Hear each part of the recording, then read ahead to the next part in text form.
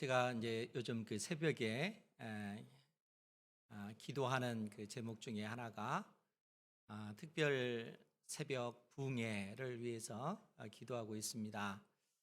3월 9일부터 13일까지 월요일부터 금요일까지 그렇게 진행되게 될 텐데, 기도하면서 이제 무엇보다도 어떤 주제로 이 특별 새벽 부흥회를 이끌어 갈 것인가 기도하는 가운데, 오늘 말씀의 제목처럼 내가 새벽을 깨우리로다 라는 이 제목으로 이 특별 새벽 부흥회를 그렇게 지금 기도하며 준비하고 있습니다. 여러분들도 함께 기도해 주시면 고맙겠습니다. 별로 성가대밖에 그렇게 좀 준비해 주시기 바랍니다. 이제 새벽이라고 하는 그 새벽 시간대는 실상 가장 그 어두운 시간대입니다. 물리적으로 진짜 그 어두운 시간대라는 의미가 아니고, 그 새벽이라고 하는 것과 아침에 태양이 떠오르는 그 시점과 맞물려서 새벽은 가장 어두운 그러한 때다 하는 것이죠. 그러니까 인생으로 비유하자면 인생의 그 새벽이라고 하는 것은 우리 인생 가운데 가장 힘든 시기, 가장 그 고통스러운 그 시기, 그 시기를 의미합니다. 그러한 인생의 그 절망적인 상황에 만났을 때 이 새벽을 극복하고 나갈 것인가, 아니면 이 인생의 그 어려운 문제로 인해서 내가 절망하고 완전히 좌절할 것인가, 갈림길이기도 하는 것이죠. 그런데 오늘 시인은 내가 새벽을 깨우겠다 이렇게 선포하면서 나아가는 것입니다. 이러한 담대함이 우리에게 있기를 주님의 이름으로 축복합니다. 그러면은 이 내가 새벽을 깨우겠다라고 하는 이 시인의 이 고백, 또 그 의미가 어떤 상황 가운데서 이처럼 시인이 고백하고 있는가, 오늘 시편 57편을 통해서 그 의미를 좀 더 깊게 살펴보고자 합니다. 오늘 시편 57편 표제에 보면은 인도자를 따라 알다셋에 맞춘 노래, 다윗이 사울을 피하여 굴에 있던 때에 라는 그런 표제가 붙었습니다. 시편은 우리가 기억해야 될 것이 한 사람에 의해서 기록된 것이 아니죠. 시편 150편이 무려 약 1000년에 걸쳐서 기록된 그 시입니다. 그러니까 모세 때로부터 해서 이스라엘을 멸망당하여 포로로 끌려갈 때, 그 포로 시기까지 약 1000년의 그 기간 동안 다양한 사람들이 기록한 그 내용이 바로 시편입니다. 그런데 이제 문학 양식은 시로 되어져 있지만, 이 시편의 그 모든 내용들은 실상은 하나님 앞에 간절히 기도하는 기도의 내용으로 다 구성이 되어져 있다는 거예요. 그 종류에 따라서 어떤 찬양시도 있고, 또 탄식시, 인생의 깊은 그 어려움과 고통 속에서 이 탄식할 수밖에 없는 그 상황 속에서 하나님 앞에 기도하는 그러한 내용도 있습니다. 근데 대부분은 탄식시가 주류를 이루고 있습니다. 오늘 57편 같은 경우도 다윗이 하나님 앞에 탄식하며 간구하는 그 기도의 내용들이다 하는 것이죠. 그래서 이 시편 같은 경우는 이 기도의 내용에 곡을 붙여가지고 찬송곡으로 그렇게 부르기도 하고, 그래서 이 시편 자체를 찬양의 책, 또 기도의 책 이렇게 언급을 합니다. 그러면은 다윗이 왜 이 상황 속에서 탄식을 했는가? 오늘 이 표제에 있는 것처럼 다윗이 사울을 피하여 굴에 있을 때, 사울 왕이 다윗을 죽이려고 할 때 다윗의 칼을 피하여 도망 다니던 그때 지은 시라는 거예요. 그때를 배경으로 하고 있다는 것이죠. 그러면 다윗이 굴에 있을 때 그 모습이 어떠한가 하면은 우리가 사무엘상 22장 1절 2절에 보면은 제가 읽어 드릴 테니까 잘 들으시기 바랍니다.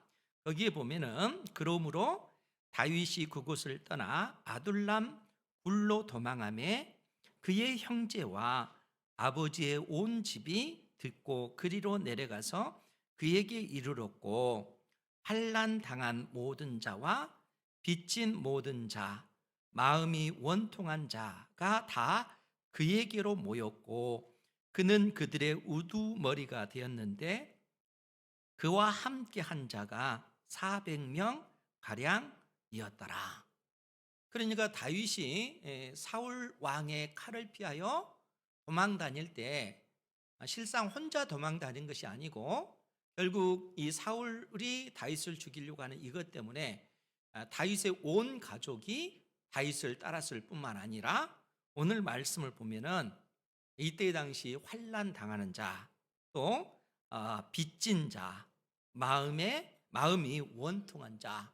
그러니까 그때 당시 그 사이에서 억울한 일을 당하고 그 마음의 그 어떤 그 원통함을 안고 그 사회에서 함께 살 수 없기 때문에 도망쳐서 다윗과 함께 할 수밖에 없는 그런 사람들이 몰려들었고 그 숫자가 약 400명 가량 됐다는 거예요.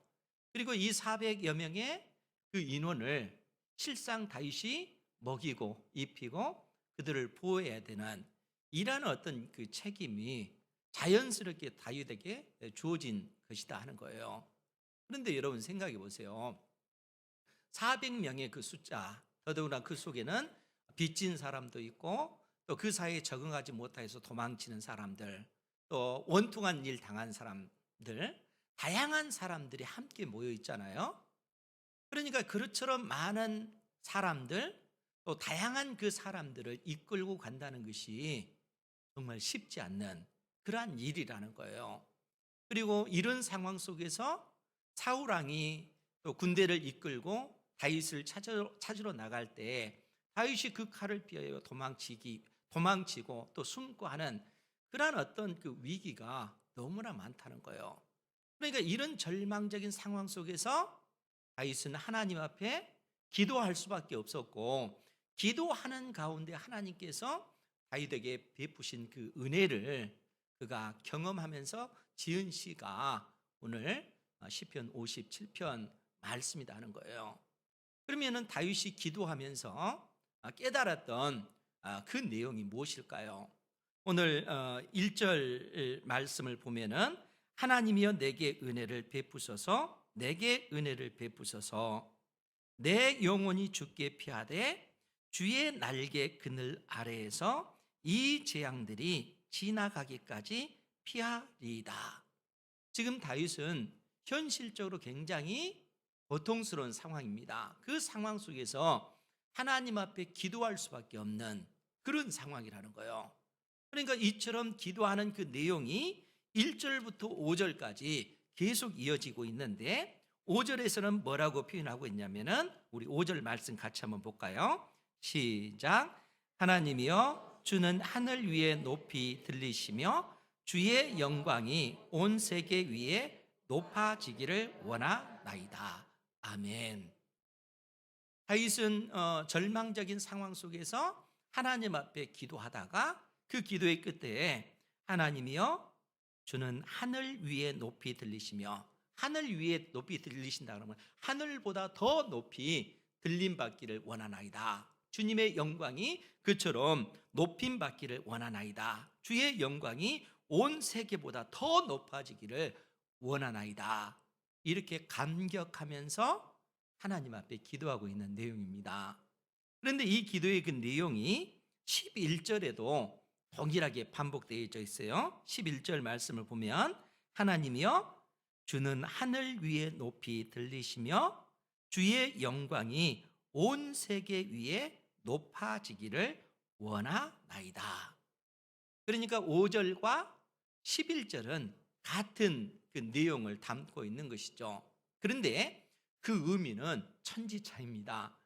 5절과 11절의 어떤 그 의미는 왜냐하면은 이 11절은 다윗이 하나님께서 그에게 주신 그 은혜를 깨닫고 감격한 가운데 그 개인의 문제를 초월해서 하나님 앞에 드리는 그러한 그 기도의 내용을, 그러한 의미를 담고 있기 때문에 그렇다는 거예요.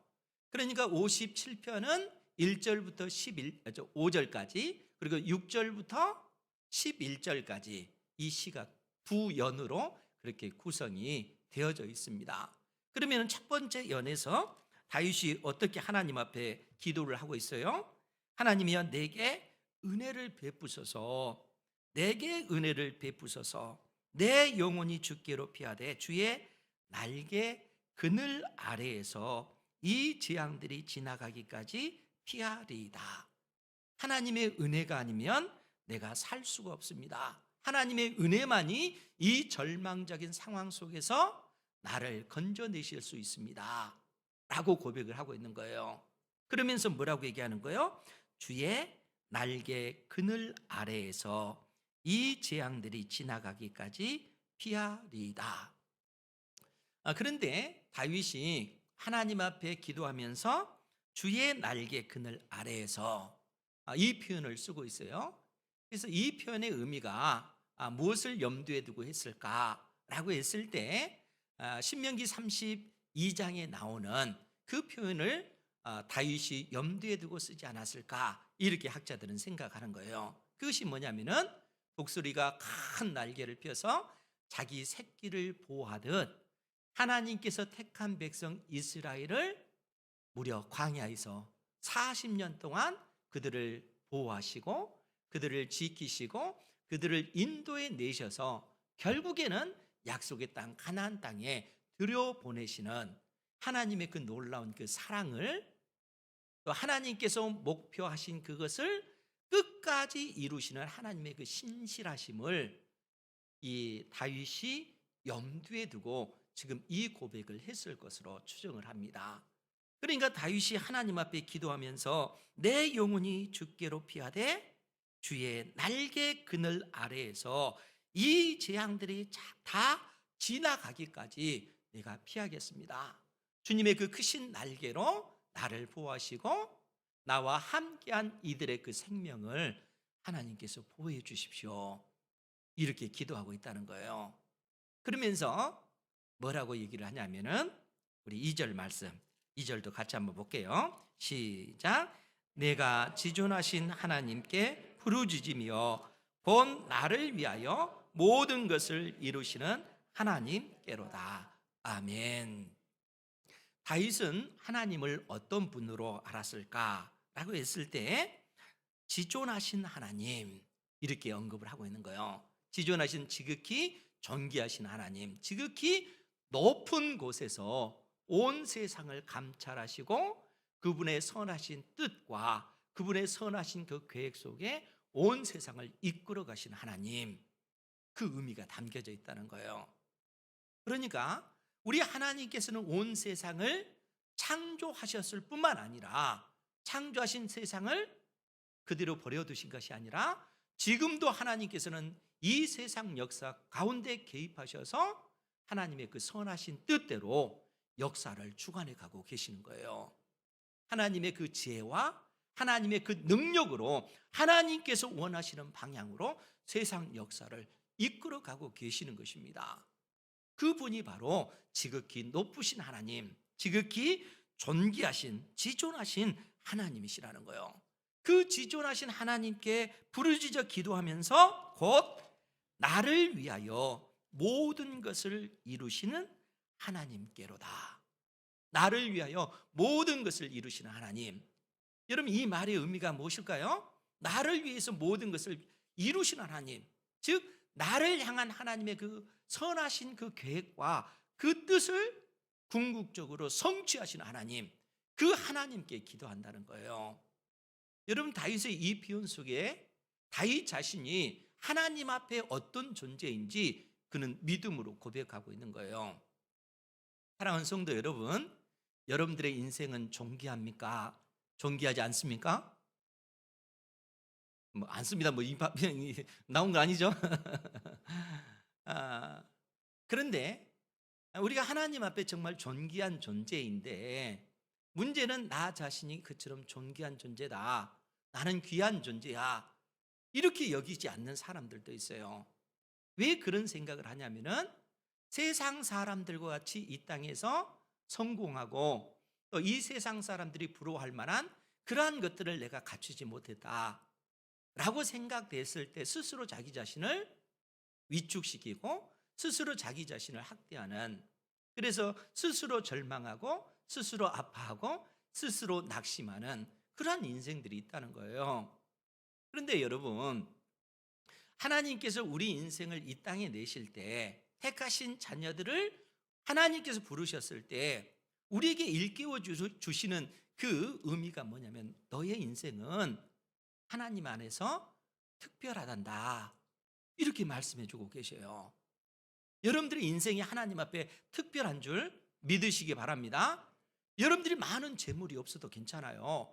저처럼 잘생기지 못해도 괜찮아요. 상관없어요. 하나님께서 우리 자신을 너무너무 귀하게 여기시는 거예요. 하나님 앞에 특별한 존재라는 거예요. 그러니까 다윗은 하나님 앞에 기도할 때 자기 자신이 특별한 존재라는 것을 믿는 것이죠. 나를 위해서 하나님께서 창세전에 가지신 그 계획을 이루시는 그 하나님 앞에 내가 기도합니다 라고, 그처럼 다윗은 하나님 앞에 기도하는 거예요. 자기 자신이 하나님 앞에 특별한 존재라는 거죠. 그럼 그 특별한 존재가 이 땅에서 인생의 환난을 당한다 해서 그로 인해서 멸망당할까요? 그로 인해서 좌절할까요? 그로 인해서 실패할까요?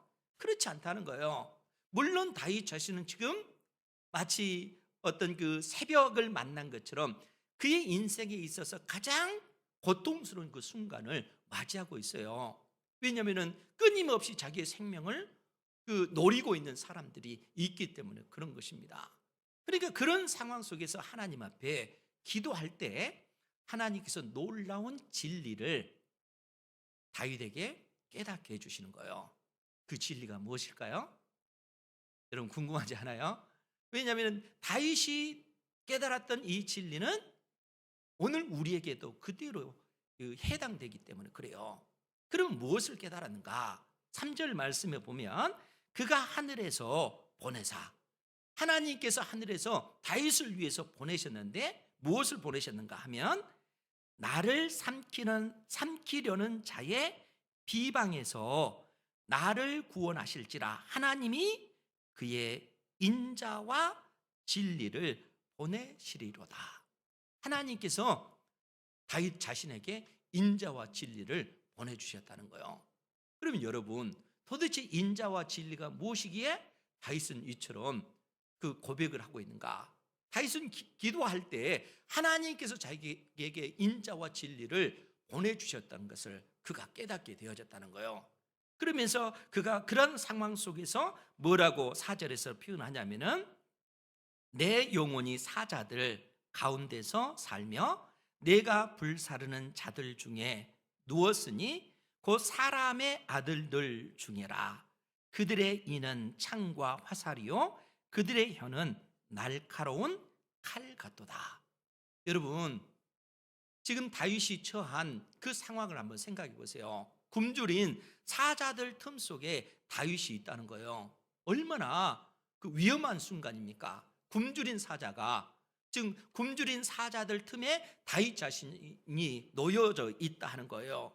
더더구나 그 사람들은 그들의 어떤 마치 사자의 어떤 이빨을 얘기하잖아요. 그 이는 창과 화살이요 그들의 혀는 날카로운 칼 같도다.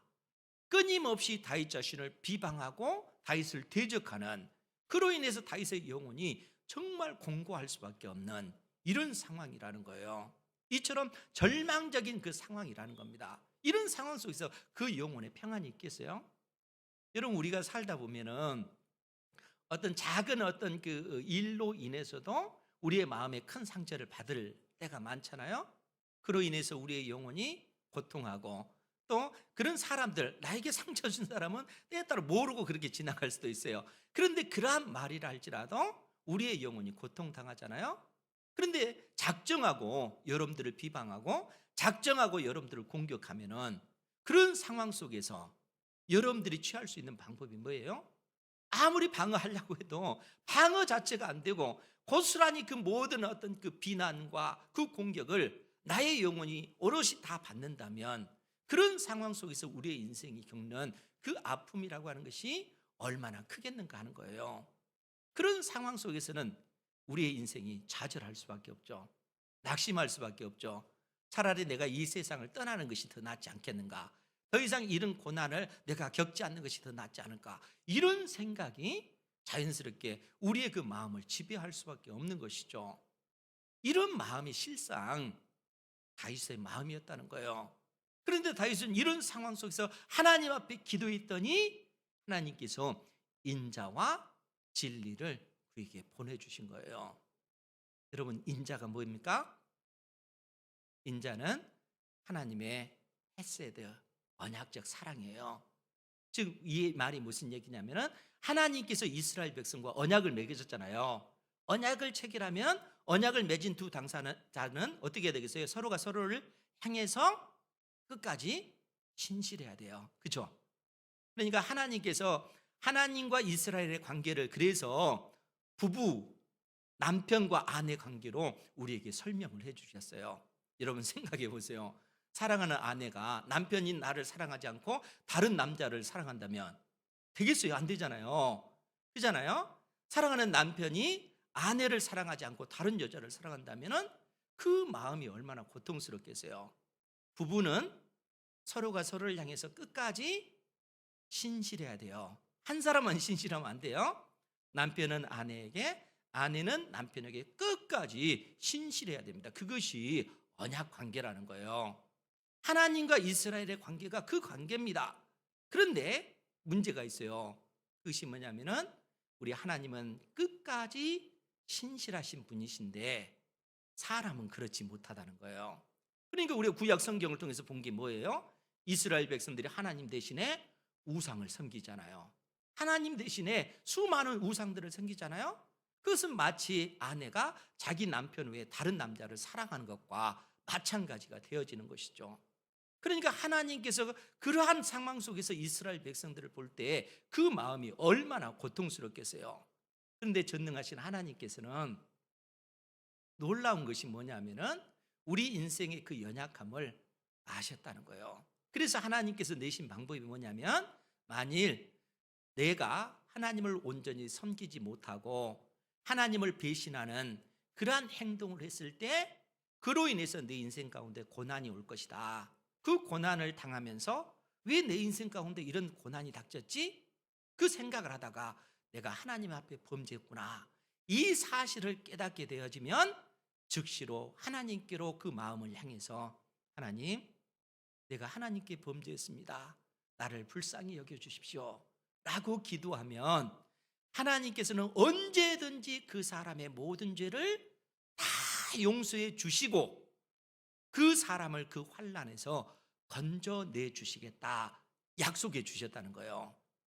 신실하신 하나님께서는 그 약속을 끝까지 지켜주신다는 거예요.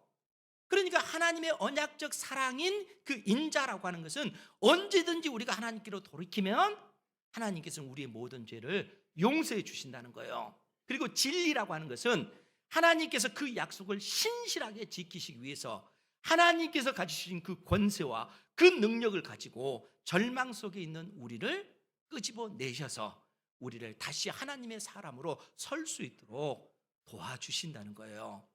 그것이 인자와 진리라는 겁니다. 그러니까 다윗이 그 절망적인 상황 속에서 하나님 앞에 기도하면서 하나님께서 그에게 인자와 진리를 보내주셨다는 것을 깨닫게 되어지는 거예요. 이것을 깨닫게 되어지니까 다윗이 어떻게 고백하겠어요? 현실은 고통스러운 상황이지만 하나님께서 반드시 나를 이 상황 속에서 건져내실 것을 믿기 때문에 그래서 그의 영혼이 하나님을 찬양합니다. 어떻게 찬양해요? 우리 5절 말씀 다시 한번 볼까요? 시작. 하나님이여 주는 하늘 위에 높이 들리시며 주의 영광이 온 세계 위에 높아지기를 원하나이다. 아멘. 하나님의 그 위대한 사랑, 하나님의 그 놀라운 그 사랑을 다윗이 깨달으면서 이처럼 하나님을 찬양할 수밖에 없는 하나님을 높일 수밖에 없는 그가 그 탄성을 외치면서 하나님의 그 위대하심을 이처럼 찬양하는 것입니다. 그러면서 다윗이 이 진리를 깨달은 다음에 그의 기도 내용이 바뀌어져요. 어떻게 바뀌어지냐면은 6절 이하의 말씀을 보면 그 원수들을 향해서, 다윗을 대적하는 원수들을 향해서 뭐라고 얘기를 하냐면은, 그들이 내 걸음을 막으려고 그물을 준비하였으니 내 영혼이 억울하도다. 그들이 내 앞에서 웅덩이를 팠으나 자기들이 그 중에 빠졌도다. 여러분, 이 말씀이 무슨 뜻이에요? 원수들이 다윗을 잡기 위해서 그물을 준비했다는 거예요. 원수들이 다윗을 함정에 빠뜨리기 위해서 몰래 웅덩이를 파놨다는 거예요. 그런데 다윗이 뭐라고 선언합니까? 그들이 내 앞에서 웅덩이를 팠으나 자기들이 그 중에 빠졌도다, 이렇게 선언하는 거예요. 하나님께서 오히려 그들이 판 함정에 빠지도록 하나님께서 만드셨도다, 이렇게 선언하는 거예요. 왜 이게 가능합니까? 다윗이 하나님의 자녀이기 때문에, 다윗이 하나님 앞에 간절히 구한 것을 아버지께서는 인자와 진리로 반드시 응답해 주실 것이기 때문에, 그래서 이 믿음으로 담대하게 그 원수들을 향해서 선포하는 거예요. 너희들이 판 함정에 내가 빠는 것이 아니라 오히려 너희들이 그 함정에 빠졌도다 선언하는 거예요. 다윗을 대적하는 그 원수들은 결국 하나님께서 다 멸하시는 것입니다. 하나님께서 다윗과 함께 해주시는 거예요. 이런 믿음의 기도를 들으시는 여러분들이 되시기 바랍니다. 기도하는 사람들이 많이 누리는 그 은혜라는 거예요. 기도하는 사람들과 하나님께서 함께 해주시는 것입니다. 그러니까 기도하는 사람을 대적하면 안 되겠죠. 우리 아버지 하나님께서 함께 하시니까 다윗이 그 선언을 하고 있는 거예요. 뿐만 아니라 하나님을 향해서는 뭐라고 고백을 하냐면은, 우리 7절 말씀 같이 한번 볼까요? 시작. 하나님이여, 내 마음이 확정되었고 내 마음이 확정되었사오니 내가 노래하고 내가 찬송하리이다. 아멘. 하나님이여, 내 마음이 확정되고 내 마음이 확정되었습니다. 이 고백이 어떤 고백입니까? 어떠한 그러한 상황이라 할지라도, 심지어 으르렁거리는 굶주린 사자처럼 원수들이 나를 둘러싸고 있다 할지라도 내가 그 속에서 내 마음은 오직 하나님께로 향해 있습니다. 어떤 상황 속에서도 나는 낙심하지 않고 절망하지 않고 하나님께서 나와 함께 하신다는 것을 믿고 하나님 앞에 믿음으로 나아갑니다. 내 마음은 이처럼 견고하게 확정되었습니다. 오히려 하나님께서 나에게 베푸실 그 은혜로 말미암아 고난 속에서도 하나님을 찬양하고 하나님을 노래하겠습니다 라고 기도하는 거예요. 감사로 기도하는 겁니다. 하나님께서 응답해 주실 것을 믿고 감사하면서 나가는 거예요. 현실은 고난 받는 상황인데, 이 고난 받는 그 상황의 이면에 하나님께서 준비해 놓고 계시는 그 은혜를 믿음의 눈으로 바라보면서 당당하게 오히려 하나님께 감사하며 나아가는 것이죠. 이런 기도를 들으시기 바랍니다. 하나님 앞에 담대하게 이 고백을 하고 있는 거예요. 그리고 자기 영혼을 향해서 또 뭐라고 얘기하냐면은, 우리 8절 말씀 또 같이 볼까요? 시작. 내 영광아 깨일지어다, 비파야 수금아 깨일지어다, 내가 새벽을 깨우리로다. 아멘.